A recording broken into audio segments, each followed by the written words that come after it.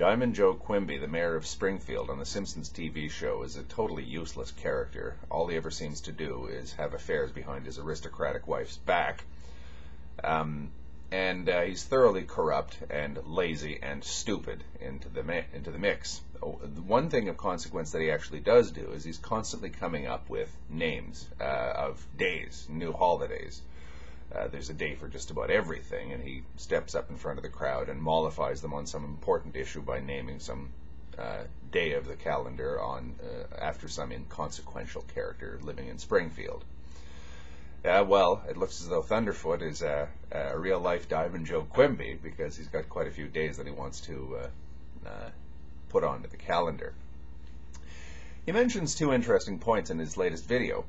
The first one is the reaction of many governments in the Islamic world and beyond, world governments, to burn a Qur'an day, and the reaction that this may or may not have provoked among their own people. Well, one time I was standing on a picket line. It was just a protest picket, actually. We weren't even on strike. And a local TV reporter kept coming up and trying to photograph everyone. Now, photographing people on a picket line can be an inflammatory thing to do, because it looks as though you're actually taking pictures of the actual personalities and preparing files on them to retaliate against them, legally or not, afterwards, harass them on the job or whatever. This wasn't taking place. But the local cop was familiar with policing areas around picket lines, and he kept chasing the reporter away. I was a bit of a picket captain myself, and I walked up to him and I said, "Why are you doing that? He's not breaking the law."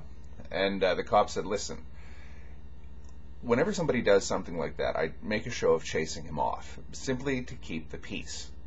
I know that he's not breaking the law, but people on picket lines tend to get really upset when people pull that kind of thing, so I have to at least make a show of trying to do something about it. If he stood his ground and kept snapping his photos, I would just let him do it. There's nothing I can do.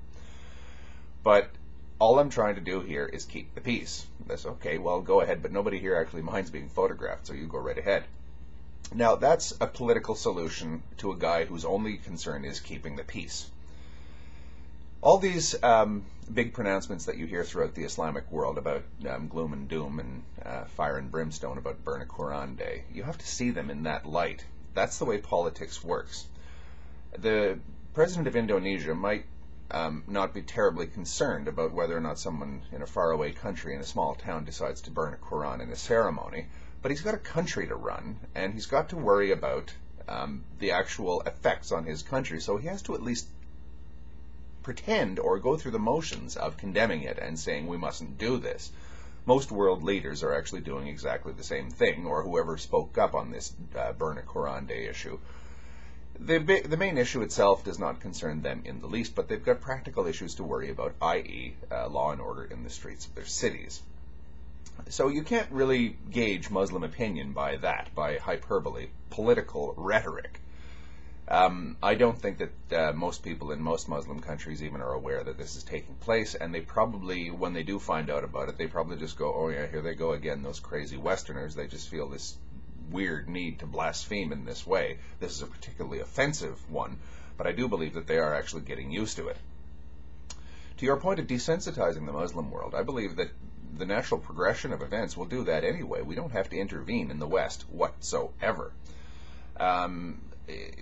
The Muslim world is being jimmied open with a crowbar, even by default with the internet and the increasing interdependence of the world's cultures, the cross-fertilization that's taking place. They're getting more and more familiar with us. We are getting more and more familiar with them. How many people knew what a surah or a hadith was 5 years ago? Not very many. Or taqiyya or any of this sort of thing. We're just starting to get to know each other, and the process is moving very rapidly. We thought that we knew all about them before 9/11, but obviously we did not. And I can tell you quite categorically that the level of ignorance in the Islamic world about the West is about the same. They know virtually nothing about us, or at least very, very little, and that can be actually a good thing. So I don't think that we need to intervene as Westerners in any way, shape, or form to desensitize them. The process is taking place normally. I remember in university when we were studying Boccaccio's Decameron. I beg your pardon, this was actually the Divine Comedy by by Dante Alighieri, where they go down to hell and they find, where Dante and Virgil go down to hell and find a Muhammad there, and Muhammad is brutally parodied. And there were a couple of Islamic students in my class, this was about 25 years ago, and they were very offended, and they told the teacher this. Well, now we're all used to the fact that literature written back in the Middle Ages doesn't really pertain to today, at least the brute prejudices that are to be found therein. I think Tom Sawyer is the case. We know that there's some pretty horrible racism in there, but now we just sort of say, okay, well, that's just the way people spoke back then. There's not much we can do about that. That's the way I approach Rudyard Kipling. I haven't really forgiven him for the racism, but I'm willing to look beyond it.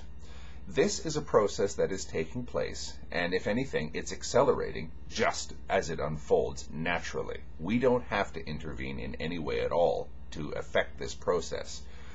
It will take place, and the Muslim world will get used to us in their own time. The total debacle of Burn a Quran Day probably is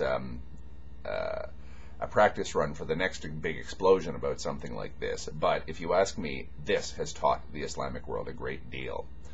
Those people in Gainesville and now in Topeka are seen as absolute lunatics and detestable people in the West, and I do believe that most Muslims understand that. Prior to the internet, they wouldn't have heard about any of this going on, but prior to the internet, they wouldn't have heard the voices in the West saying that this is a repulsive exercise. If we try to intervene in the pace of history unfolding, inevitably we screw up the experiment. The last time we tried to do that, we got totalitarianism. Let's not make that mistake again. Thank you.